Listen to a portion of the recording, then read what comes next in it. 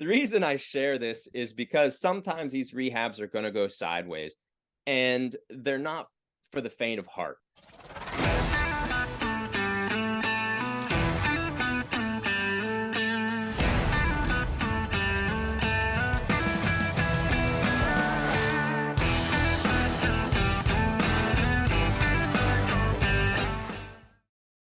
So Kurt Phillips has rehabbed a lot of properties successfully for both fix and flips, where he sells them retail, or buy and hold. And Kurt and I met years ago. I still remember the first time I talked to Kurt. I'd heard about him, and we were talking on the phone. I was on vacation in Florida, and I remember talking to Kurt, and I was hearing his story. I was like, man, this guy runs his business just like I run my business. It was all financing deals through private lenders and then refinancing, focused on buy and hold, doing some flips. And so I really liked the way he ran his business. Now I've gotten to know him very well over getting to know him over years. We run a weekly mastermind together. And so we've been talking weekly. I don't know, is it 3 years, 3.5 years, somewhere around there? Been a long time. And so I not only, now that I know him really well, I not only respect his business, but I respect the man that he is and the integrity that he has. And he is here solely to share information and help you guys. All right. So there's no ulterior motives or anything. So without further ado, go ahead, Mr. Kurt Phillips. The stage is yours. Awesome. Well, it's a pleasure, obviously, to be with you guys and talk about rehabbing, which is something that I've gotten wrong and I've gotten right many times. I think somebody said something about learning from a guru. I am far from that. I've actually heard people say I've never lost money on a deal, and unfortunately, I messed up that run pretty early on in my investment career, and I've even messed it up not so distant past. So I've learned a lot. I think I've rehabbed, I don't know, 40 or 50 properties, and I'm primarily buy and hold.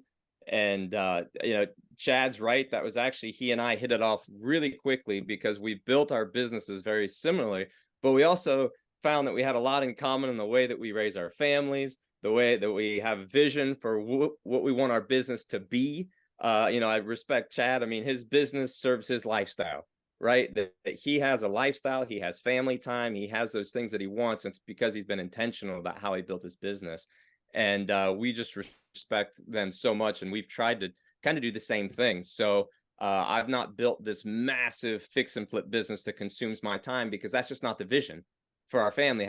I have six children. And I like spending some time with them as much as I can. Of course, sometimes I got to get out of the house and get away from them. So it's not like I don't do anything during the day, obviously, but the goal wasn't to build just this massive portfolio and flipping business that would consume all my time. All right. I was a UPS driver before I got into real estate for 12 years. So grew up very blue collar. I poured concrete before that and worked with my hands and got onto UPS. And for me, real quickly, just UPS, I didn't mind the work. I actually enjoyed it. But for me, the job is kind of like wearing somebody else's shoes. It just didn't fit what I wanted for my life. And so in stepped real estate, and my wife, I do this together. We've been doing it for 7 years full time. I was able to walk away from UPS and pursue real estate. And there for a while, the first couple of years, I'm like, I heard a rumor that real estate could make you money.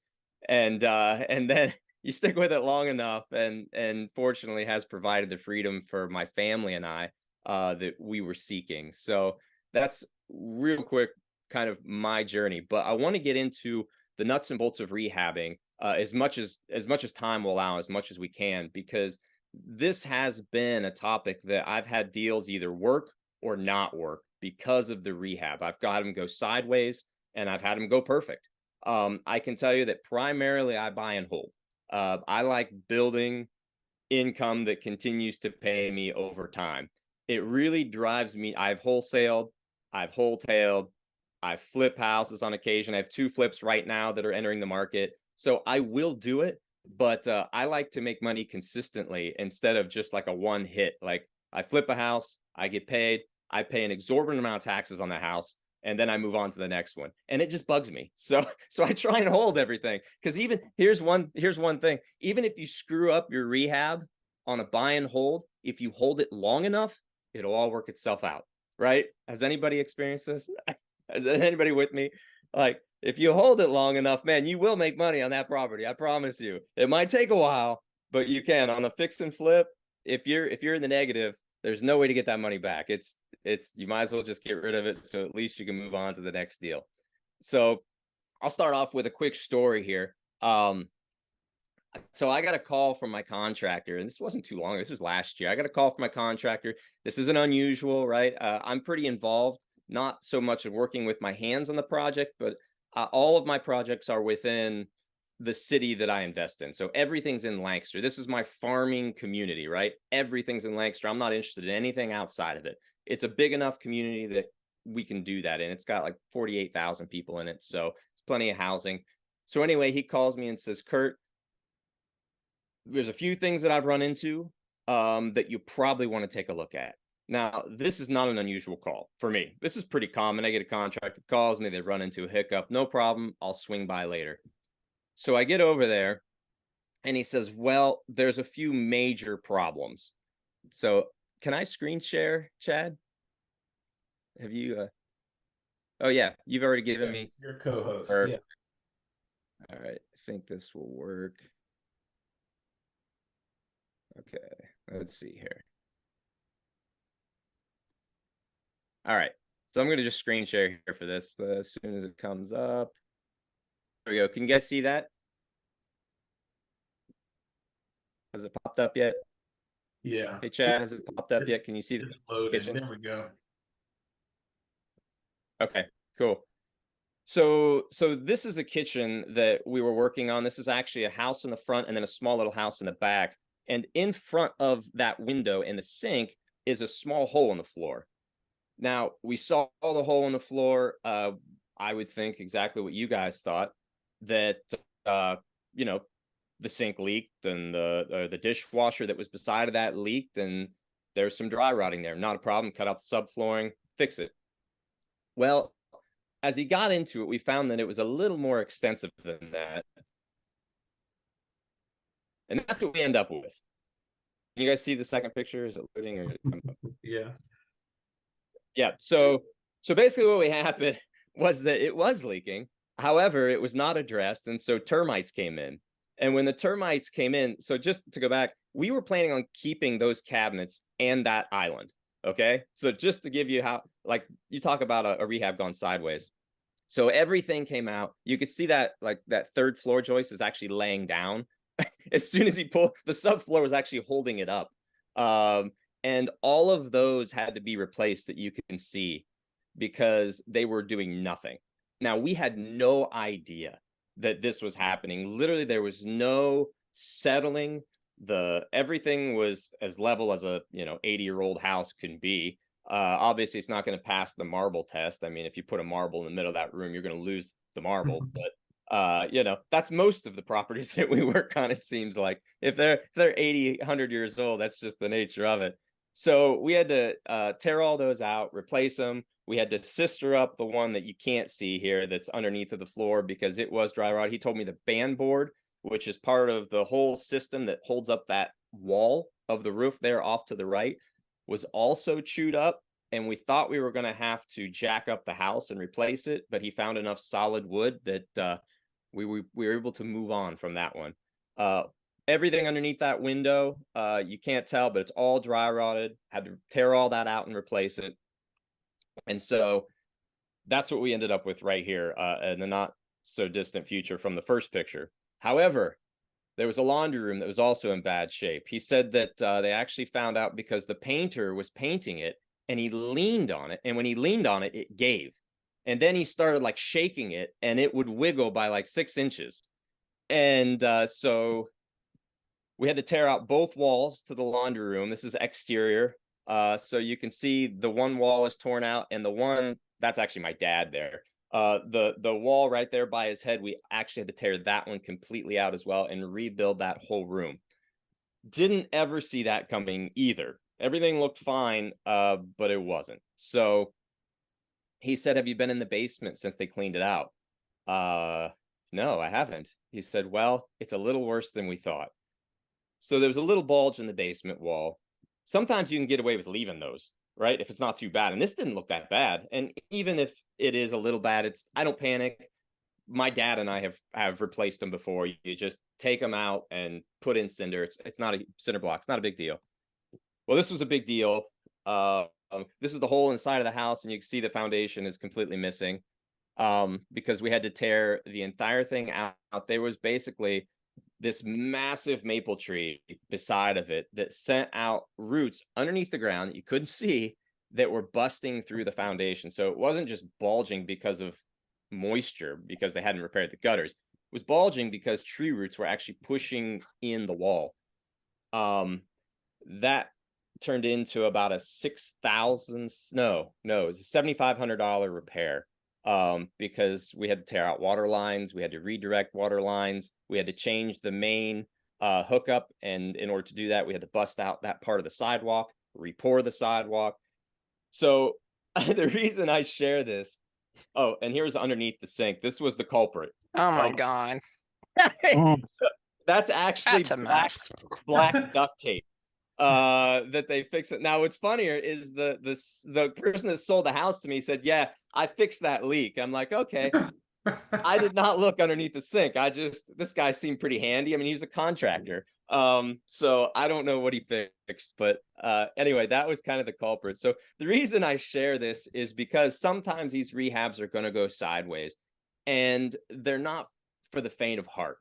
On this whole deal, we're actually getting this refinanced right now. We just had the appraisal done on Thursday of last week, so I'm waiting to see if it appraises. It needs to appraise for about $235,000, and if it does, we're going to get all our money back, and we're going to move on down the road.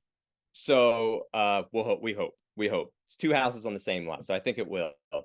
But sometimes there's things you get into that you just can't see, and you want to make sure and build in a buffer for those unseens. And I'm going to get into exactly how I figure what kind of buffer. I didn't even build in enough buffer on this property. This one is actually probably going to save me, because just like in your guys' market, everything's appreciating so fast that it's worth more than when I bought it. And I think that's going to save me, but that's not usually the case in every market, right? And I think that's not going to be the case moving forward. So, okay, let's see here. Okay, so just to throw out some steps, and then we're going to get into the nitty gritty. And again, this is going to be really quick for you guys, because each of these could be a topic in and of themselves, but I want to get to the rehab and figuring that all out first. So as you're establishing rehab, you got to have a baseline to stand on, a foundation to stand on. And in order to do that, you've got to become an expert in your market, right? So wherever your market is, I usually encourage, my wife and I do a lot of coaching. We don't anymore, but we have coached, I don't know how many students, but one of the things we tell them is to figure out your farming area, your farming community, especially early on when you're starting off. You've been in this game for a while and you want to invest in different cities and different areas, then you can kind of figure out the lay of the land and get in a rhythm of how to do that. But especially early on, if you could become an expert in a farming community, and if you're in a big city, like Columbus is our closest big city, I would even narrow it down to neighborhoods, and I would farm those neighborhoods and become an expert in those neighborhoods, in my marketing, in my rehab costs, in cost of materials and labor, and all those different things. So know the value of these properties when they're fixed up. You want to be an expert on that. You can get on the MLS, well, there's not much on the MLS, but you can get on the MLS and look at what things are selling for. Go to different meetups and ask people if they fixed and flipped, what they're selling for, all those different things. You want to know your competition. What are they purchasing houses for, right? What are they selling them for? What's their marketing? What are they doing? That's super helpful if you can know those things. Step 2, establish a budget based on your exit strategy. Some of the guidelines, so like Chad said, we buy and hold or flip. Really only do one or the other. And it's based off of what I think the rehab's going to look like, what I think it's going to sell for. And I only flip single family houses, right? Because it makes sense that that's a broader buyer's market.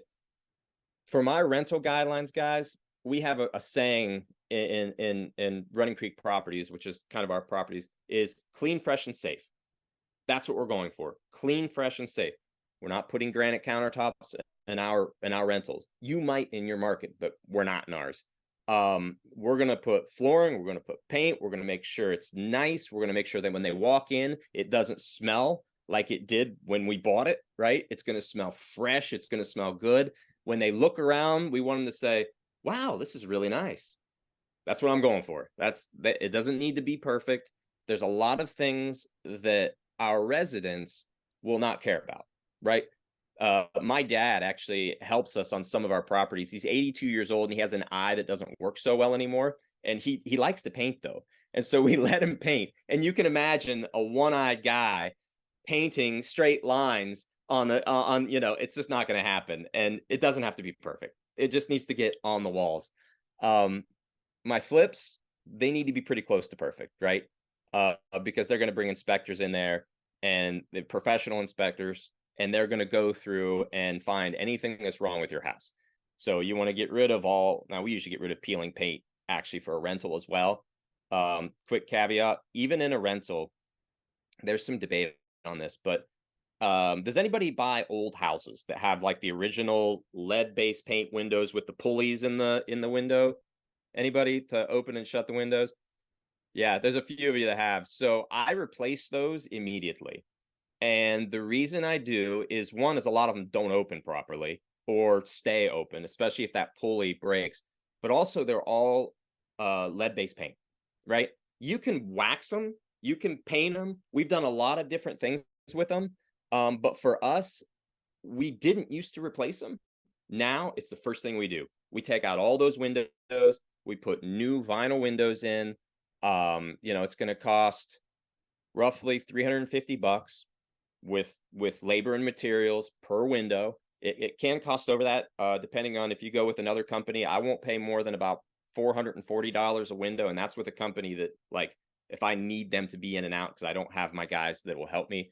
But usually you can get a window for about $220 to $240, and for installation, if you get you can get installation for about $100. All right, that's a ballpark. Depending on your market, it could be a little more than that. Probably won't be less. Where I'm at, labor is actually about as low as I've seen. It's pretty comparable to different. Actually, I think it's comparable probably to Dayton area. So for me, $350 per window. It takes away all liability. I don't have to worry about that wax wearing out and any of that paint coming off. And somebody's child getting a hold of that. Like, there's a huge liability with those windows. So we just want to eliminate anything that is a big hit on our rental properties. Clean, fresh, and safe. And those windows fall under the safe category for us. So that's just a quick caveat for some of the overlap, even in a flip to a rental, as we do the windows, right? Third step, and guys, I just randomly put these steps together. You could put 20 steps here, all right? I just tried to put it in some kind of sequential way that would make sense. Is you want to develop an initial scope of work. This is when you're walking through the property for the first time. As I think it was Bill, are you the wholesaler primarily? Was it Bill? I think, sometimes when you're walking through these properties for the first time, you don't get an opportunity to go through it with a fine-tooth comb, right? You're trying to build rapport with the seller. You're trying to find a need of why they're selling. And your primary concern is that, and you're trying to get eyes on it to get some idea of what this is going to take to rehab so that, as a wholesaler, you want to move it on. But for us as a fix and flip, or even a buy and hold, you want to put together some kind of scope of work. When I'm with a seller, this is super hard to do, guys. I'm going to take as many pictures as I can. Usually the seller will let you take pictures, right? But sometimes they won't, but usually they will. As long as you don't get carried away and take pictures of their like dresser, and they get a little iffy when you start taking pictures of their stuff, even though, as you guys know, usually there's stuff everywhere. But you want to somehow get an idea that you could put a scope of work. And one of the ways I do this is on a Google Sheet. All right. I go to a Google Sheet, and I'll actually show you my sheet that I use. I go to a Google Sheet and you can voice to text. All right. And I'm not going to worry about the cost of everything right there and then, unless you feel like you need to slap an offer on it, like while you're in front of them. Then you're shooting from the hip a little bit, right? There's just no other way to do it. I mean, you can go out to your car, and if you can run a scope of work in 10 minutes or 5 minutes, then kudos. But usually if I'm developing a scope of work, it's something that's going to take some time to do. So some of that you're going to shoot from the hip and get the big picture and build yourself a big buffer. But I get out my phone, do a Google Sheet, I do voice to text, and I go room by room, and I just start in the middle of the room and I work my way around. So I'm going to start at the top in the middle, and if it's a light fixture, I'm going to say kitchen, light fixture. I'm going to push enter, and I'm going to go around the walls, paint, patch holes, and then I'm going to new countertops. And I'm just going to go through the whole room and build a list for each room on my Google Sheet. So that way I've got a framework of which to build my scope of work on, so I can go back and see how much these things are going to cost. You can fill in the cost, as you know, and then we'll talk, or actually I'll just go ahead and jump into this now. So when I add a percentage of, depending on the house, and this can be for, if you're buying a house that's 30 years old, the percentage can probably be lower. I don't buy any houses that are 30 years old. I haven't bought a house that's 30 years old ever, I don't think. Everything is old. It's 50 plus years old. If it's a 100-year-old house, I am building a 15% buffer in every single time. I don't do anything less than 10% of what I think that rehab is going to be, ever. And I've even gone as high as 20%. If this house is destroyed and I'm looking at it and I'm like, I don't even know what it's going to cost, I'm gonna try and shoot from the hip if I need to make an offer right there, and I'm gonna add 20%. Like, that sounds crazy, I know, but the main thing is you don't want to get to the end of this project and find that you undercalculated. If you overcalculate the rehab costs and you base your offer off that overcalculation, you're going to be super fired up when you're done and you have to either refinance or sell that property, right? But if the opposite is true, now we got to figure out where we're going to find money to finish this project. And we don't, or we've exhausted all of our private money and we're digging into our own pockets for the rehab. And we want to avoid that too. Being a buy without your own money, or whatever the group is called. You're buying with private money or other people's money. So build in no less than 10% flex, no less. You can even go up to 20%. I've done that many times. Next up, you've got your scope of work, which again, I'm going to share my scope of work. I'm going to go over it with you guys here, one that we're working on right now. The next step is build your team. This is where you're going to find and vet contractors. I know this is going to probably be asked anyway, so I'll just go ahead and tell you what we do to find contractors, because it is challenging. I actually think it's getting easier right now because it seems like there's not as much work going around, so I think it's a little easier. But one of the ways we do it is, one, we're gonna reach out to our community, but a lot of people are not going to share who they're using. All right, so just get used to that. They may share their electrician, they may share their HVAC person, but when it comes to a handyman or their crew, they're probably not going to share it with you. So we're gonna post it on Facebook Marketplace. All right, that's one of the ways we can find people looking for work. We've gone to we got a trade school here in our area.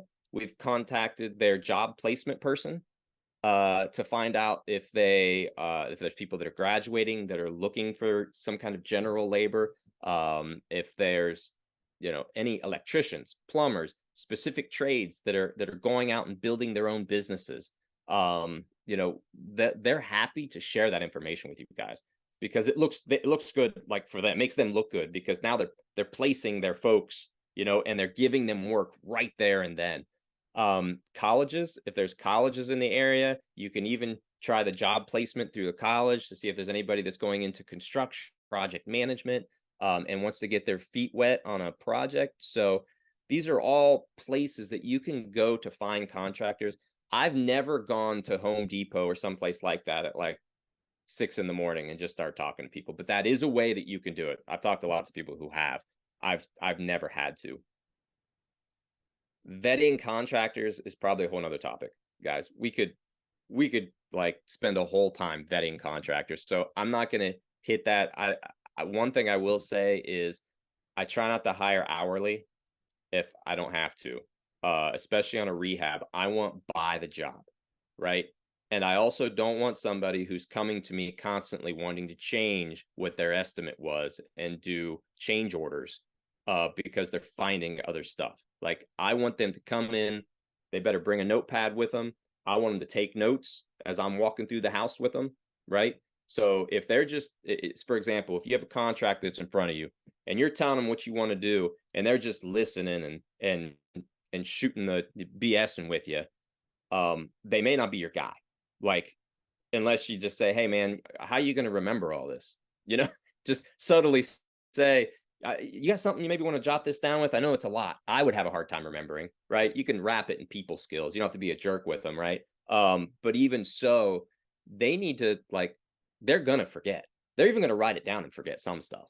So make sure they're taking it seriously. They're writing it down. They're taking notes.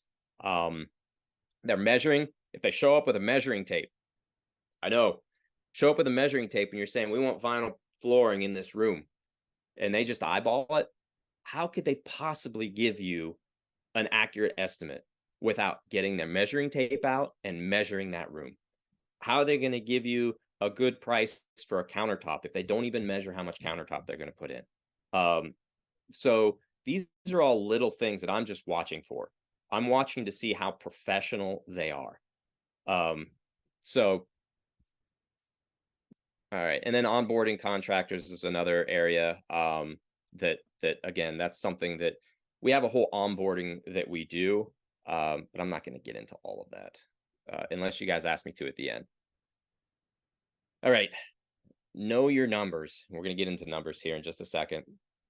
So most flippers do not know their actual profit. There you go. The cat's out of the bag. They don't actually know what they made. It's kind of one of my pet peeves when flippers start throwing around big numbers. You know, I made 60 grand here, 80 grand here, 120 grand here, and it's always a round number. And I'm always like, okay, I don't know. I don't know, because I also know you're going to pay about 30% up to 40% taxes on that number on a fix and flip, depending on what your income level is. So I'll take those things with a grain of salt whenever you hear that. Don't let that discourage you. If you're like, I haven't had a flip that made me 90,000, you know, hopefully you will, but don't let that deter you. Figure in your taxes when you're doing a fix and flip. Figure out how much you're going to pay in taxes. Like you can guesstimate, right? You can guess you're going to pay 20%, 25% in taxes on that. That way, you know, we have a saying that my wife and I are always telling ourselves, that there's actually an 11th commandment. It actually didn't make its way into the Bible, but it's thou shalt not fool thyself. And if we think our profit is going to be 80,000 at the end, and we're going to take that and use that 80,000 to do whatever, we're fooling ourselves. You're going to pay taxes on that. There's going to be holding costs that come out of that, you know, before you sell the deal. So just keep all that in mind. Keep track of how much things cost. Keep all of your estimates. Every estimate you get, I keep every single one and I file it, because I can't remember how much everything costs. You guys may even ask me on this meeting at the end, how much do you pay for this? And I'm like, I'll have to look. I mean, I don't do it every flip. I don't do it every rehab. So I need to keep that so that I can go back as a point of reference. And this is a big one. If you can keep on your rehab for whether a flip or for buy and hold, if you can keep up-to-date numbers, this is hard, guys. Like, this is really hard because it takes a lot to do. And what I mean by up-to-date numbers, I mean weekly. You go in and you update where you're at on that rehab based off of your budget. It will make everything go smoother. And it'll also help you to make decisions on what you're going to do and what you're not going to do, especially on a buy and hold. On a flip, sometimes your back's up against the wall and you've got to do things. You can't just pass them up. But that will keep you on track. So at the end of the week, you can look and say, okay, I figured 25,000 for this rehab, and I'm at 12,132. Okay, I'm on track. Or you say, oh crap, we're way over budget. What can we do here to change? And so you can course correct, and you begin to think through that stuff of what you can do. If you're a numbers person, kudos to you. You can do that. My wife is actually the numbers person. I have done this in the past when we first started, but then when she came on board, she kind of took over. Bookkeepers a lot of times won't do what you need. And so honestly, there's no good news here other than you're probably just going to have to roll up your sleeves and do it yourself in the beginning until you find somebody that can help you with it. But that is absolutely huge, critical weekly if you can know your numbers. All right, I'm going to see. I'm going to stop sharing for just a second and then reshare, because what I want to do now is I want to give you guys specific numbers. Is that good? Like how much I pay for things as far as labor, materials, and whatnot. Are you guys interested in that? Yeah, okay. That was awesome. Okay, cool. Let me just pull it up here so I can share it. Okay, there we go.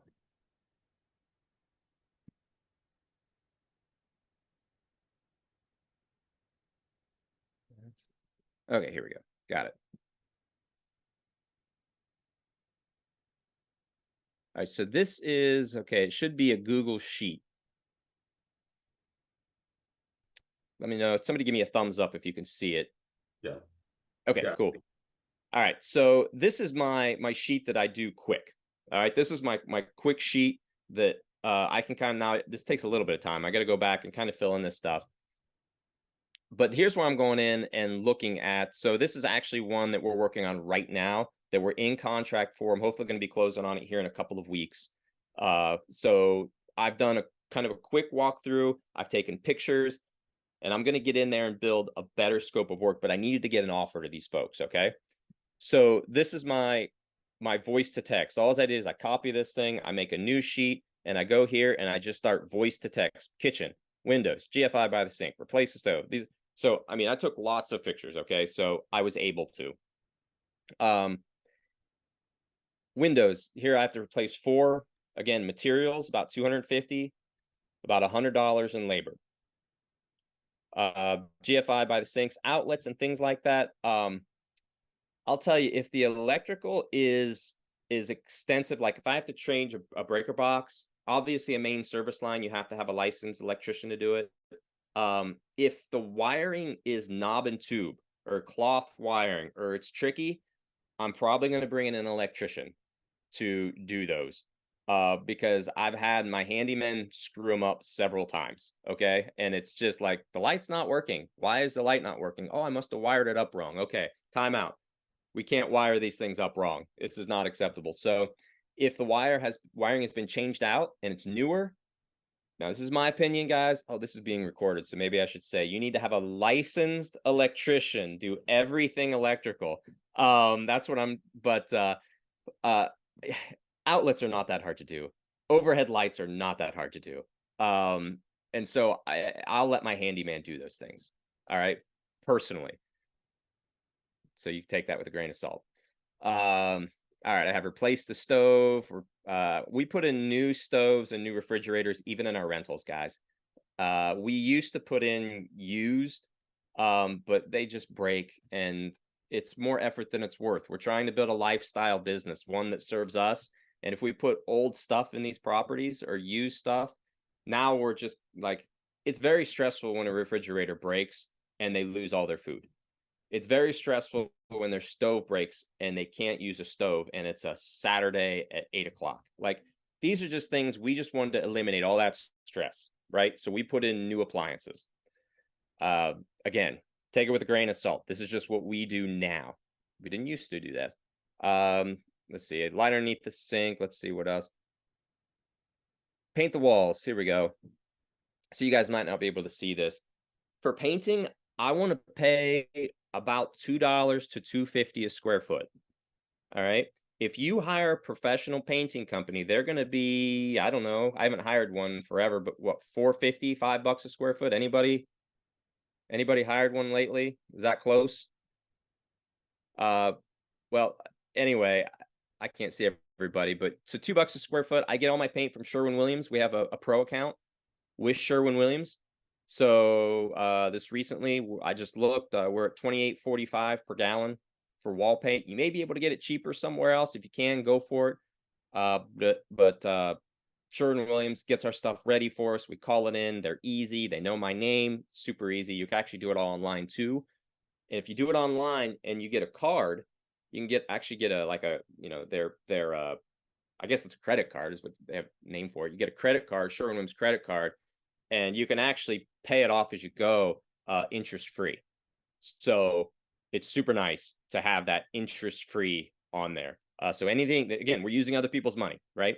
So ceiling paint $16.95, and then you can figure 1 gallon will cover approximately 400 feet. Primer's cheap. I get my primer anywhere I can. I put vinyl planking in all of my floors, other than the bedrooms. All right. So my bedroom, I get my carpet. I carpet the bedrooms, and it usually holds up, guys. Again, this is a source where somebody says I don't put carpet in anything. I do. Residents really like it. A flip house, obviously, the flip house, you're gonna be done with it anyway. You don't care what they do with the carpet after you sell it. I get $1.99 a square foot. That's installed. Everything. And I get that through Right Rug. So, LVP flooring, vinyl flooring, I pay $2.30 a square foot. I get it at Lumber Liquidator in Reynoldsburg. And I'm usually looking at $2.50 a square foot to install.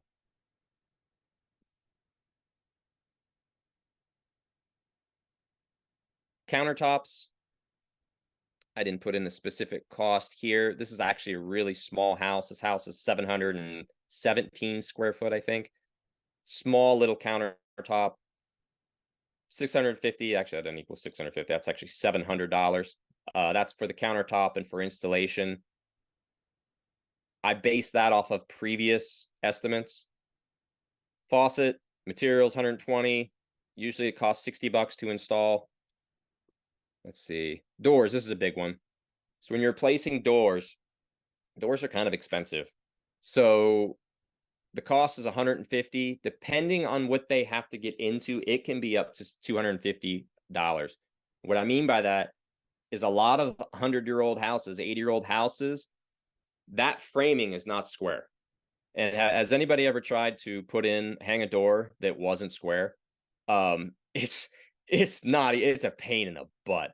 And so a lot of times in those old houses, they will charge you $250 a door. Just figure it in. And man, if you can get somebody to do it for $150 a door, which I have, then go for it. But I figure high, because when I'm figuring out what I'm going to offer, I want to figure high in my rehab, because I don't want to be caught at the end holding the bag. I'll tell you what, let's go ahead and let's open it up to questions now, because I don't know when exactly you guys end, but is there anything that you guys, as far as figuring out what things cost, that I haven't covered? Go ahead and ask, and hopefully I can answer it. I will say, yep, Oh, go go ahead. ahead. No, I was going to say roofing is one of the things I get asked about a lot, like how much it costs per square. I have no idea. So I'm just going to let that one out now. We have a roofing. I've put on enough roofs that we have a company that we use that is just flat out cheaper than everybody else, and they do it right. I don't even know what they charge me per square. I look at the roof, and I guess like this roof on this house, 717 square feet. How many linear feet is it? On the outside, I think we've got 106 linear feet. So it's not a very big house. Based off of that, I bet you they'll replace this for $3,500. And I'm pretty darn close. So it's pretty cheap. I don't have to replace the roof on this one, but if I did, that's what I would be on this particular house. But I have no idea what they actually charge me per square. So go ahead, Chad. Oh, we got a couple questions in the chat, but I was going to go ahead and say, specific to cost, you guys can either put your question in the chat or just click off mute. mute and ask away. Were there questions anybody had on pricing or contractors? The one in the chat was, do you ever see contractors who looks to take advantage of investors by inflating prices? How do you avoid that? Yeah, so I mean, honestly, the best way to avoid is have something to compare it to. If you've got somebody who's in the game, shoot them a text. How much would you charge for this?